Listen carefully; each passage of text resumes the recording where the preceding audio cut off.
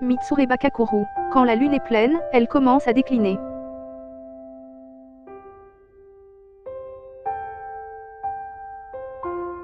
Salut ma petite vaca, on se retrouve aujourd'hui pour un nouveau genre de mission qui va s'intituler Mitsubare Kakuru. Ce qui veut dire que quand la lune est pleine, elle commence à décliner en japonais. En français, on pourrait traduire ce proverbe comme une meilleure chose ont une fin. Donc on se retrouve comme vous pouvez le voir pour le dernier épisode de Hero Manga. C'est en réaction live.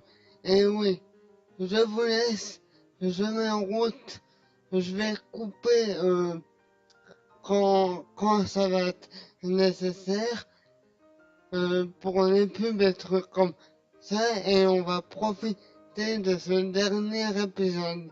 Cet épisode est lourd de sens, l'épisode de Mitsubare Kakuru parce que c'est le premier mais aussi le dernier que je tourne dans ce lieu car je déménage la semaine prochaine et c'est vraiment là que ma chaîne Rétro Animation va vraiment commencer. Donc les meilleures choses ont une fin, c'est très important parce que j'ai passé 3 ans ici, j'ai fait quand même pas mal de vidéos ici et ça sera sans doute la dernière vidéo tournée dans ce lieu. Et je vous annonce que je déménage pour des études qui m'aidera pour ma chaîne YouTube, je l'espère. Donc, je vous en dirai plus dans les prochaines vidéos. Allez, je lance un épisode. Et aussi, j'ai prévu quelques mouchoirs au cas où je pleure. Par un dernier épisode avec mes parents était vraiment... moi, il m'a fait pleurer, franchement, avec sa grille. Ouais, bon. J'ai pas fait de... parce que j'avais pas le mot pour le dire, il faut le voir. Surtout si vous découvrez cette série avec ma réaction live, essayez de vous procurer parce que comme je l'ai dit dans mes autres vidéos, c'est pas exceptionnel en soi-même, mais ça fait du bien d'avoir des animés qui se prennent pas la tête. La dernière fois que ça m'avait fait ça, c'était pour Flying Witch. C'est un animé, il n'est pas top, mais il se laisse regarder et nous repose. J'ai eu la même impression avec les épisodes de Hero Manga Sensei. Bon, maintenant, passons aux choses sérieuses. L'épisode. Oui, c'est la voix off, donc désolé mes petits bâtards, mais il y a eu un petit souci lors de l'enregistrement de cette vidéo. Le son a saturé, donc je vais enlever le son de toute cette vidéo. Je vais laisser la réaction live et je vais vous parler de mes émotions à ce moment-là. Et la réaction live va reprendre son cours, mais je pouvais pas laisser ma vidéo telle quelle avec le son qu'elle avait. Donc l'épisode de Hero Manga Sensei commence où je me pète des barres avec le gros visage de Meloulou et franchement le fait qu'après Sariri et son petit comportement pervers est vachement drôle et on retrouve bien la Sariri qu'on aime ou qu'on n'aime pas. Moi, ça dépend des fois. Lors de cet épisode, je trouve que ça allait un petit peu trop loin et donc nous voyons les images de Elf et de Muramasa.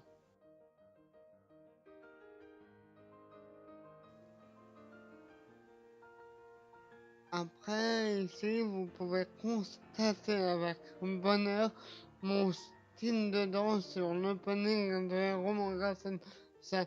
Ça fait partie de l'un des seuls openings que j'arrive à supporter, enfin, à ne pas switcher jusqu'à la fin.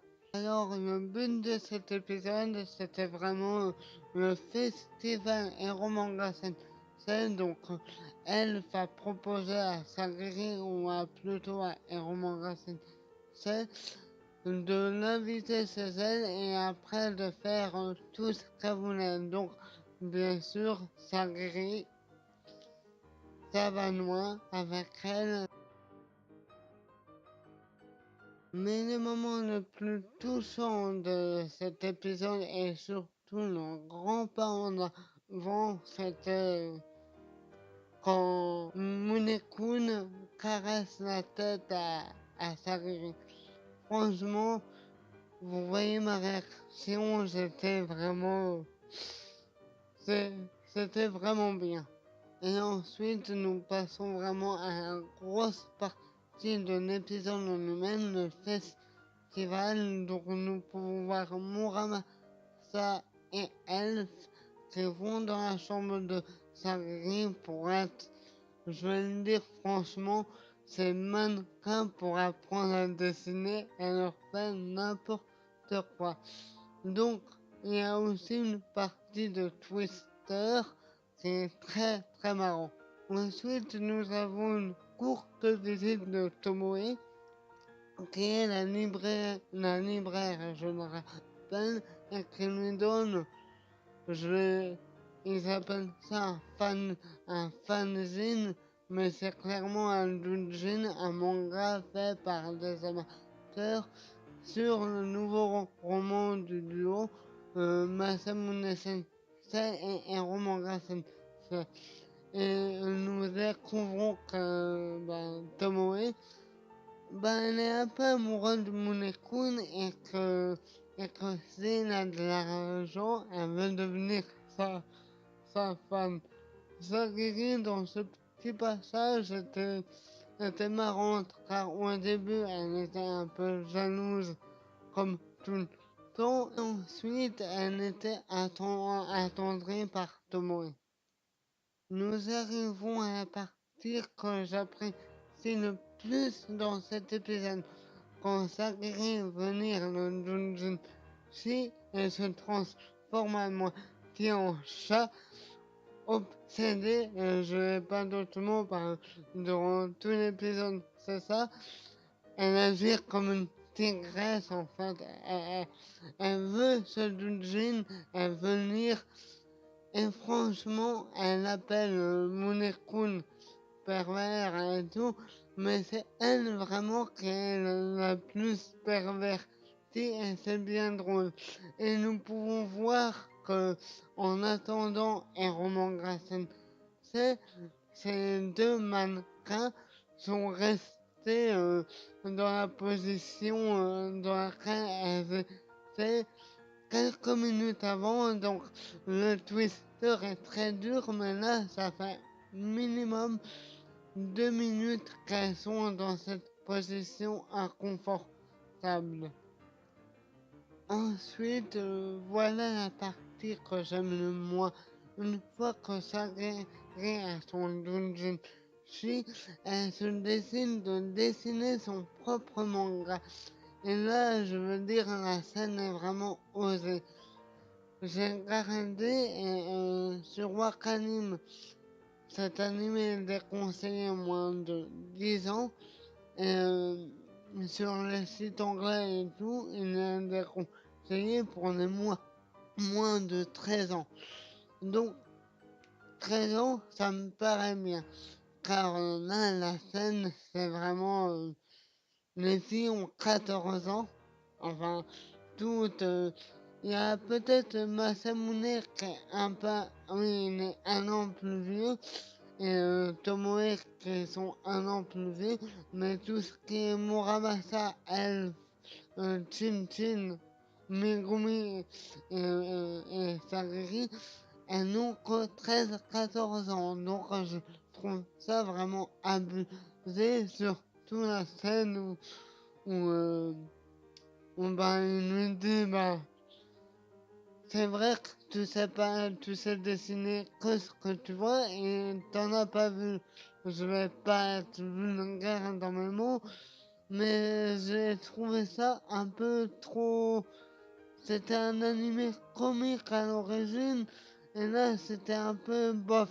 Donc pendant la réaction, vous voyez que je me pliais de barre, mais vous n'entendez pas, mais je rigolais, mais je disais non, c'est pas possible, et je me demandais même si sur le Blu-ray DVD, cette scène ne serait pas défloutée par, il y a de la censure, il y a même la mosaïque, il y en a deux censures, il y a la mosaïque et les ronds noirs, donc à voir si le Blu-ray sort, est-ce qu'ils vont enlever cette mosaïque? Ça serait vraiment drôle. Et donc, qui dit Chin Chin dit Megumi. I love Chin Chin, c'est son slogan. Et nous découvrons que Megumi a un petit frère. Enfin, je suppose il est roux, elle est rousse. Donc, je suppose que c'est son petit frère. Après, nous pouvons voir que, ben, aussi, oui, pourquoi Munekun a appelé Megumi, c'est que elle et sa sœur étaient en train de se déshabiller pour voir l'objet de toutes les convoitises, la Chin-Chin. Je le dis en japonais car vraiment le dire en français, ça sera un peu un gamin. Ben, vraiment, Chin-Chin, c'est vraiment l'appareil reproducteur masculin, mais comme disent le petit, quoi. Et j'ai pas envie de dire le vrai nom, car dans cet épisode, je vais le dire souvent. Et c'est là que Muramasa intervient, elle qui a été stoïque durant tout le long de cette conversation un peu obscène, se décide de dessiner. Et on apprend que Muramasa a été dans une école de dessin. Et c'est là qu'elle dessine super bien. Elle sait dessiner le corps humain. C'est pas parce qu'elle le sait comme pense Sagiri et elle, mais franchement, elle, à part son petit côté oui, je parle à Masamune imaginaire, cette fille était parfaite comme Tomoe. Tomoe et Muramasa sont des filles, elles sont là pour un peu encadrer le gros noyau de l'héros trio, comme je l'ai dit dans ma dernière vidéo. Franchement, Sagiri, Elf et Megumi sont vraiment, je sais pas comment dire, mais c'est vrai que les jeunes filles de 14 ans d'aujourd'hui sont un peu plus matures, mais je trouve que par moment, cela va trop loin dans la perversité. Et nous arrivons à la fin de cet épisode qui a été riche et franchement passionnant, mais franchement, je m'attendais à plus comme fin de dernière saison. Cet épisode a fini comme un épisode normal, ce qui laisse à penser que oui, il y aura une saison 2, où c'est juste comme plein de mangas, surtout pour les light novels, qui consiste à inciter le client à acheter le light novel. Ça serait peut-être ça, car je vous rappelle que ASCII Media Works est une société qui ne produit que des light novels. Elle produit aussi des animés pour vendre ces light novels. Comme les plus connus, mais là c'est un cas particulier, SAO qui va avoir une flopée de suite en animé. Et malheureusement, je pense que c'est ça. ReZero, on ne va pas avoir de suite. Ça a été un anime créé pour vendre le light novel. Et franchement, la fin où Sagiri nous dit à bientôt, c'est sûrement pour nous dire à bientôt, on va se revoir à la saison 2.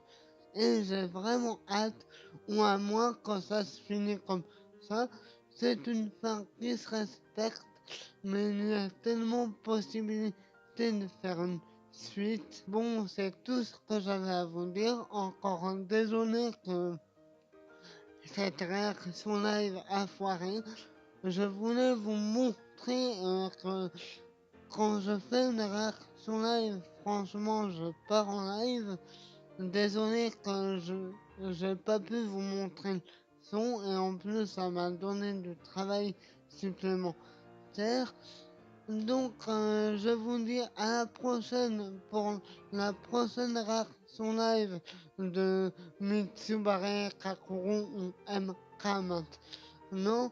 Ça va être sur Fairy Tail. Je vais faire la réaction live du dernier ou des 2 derniers chapitres de Fairy Tail.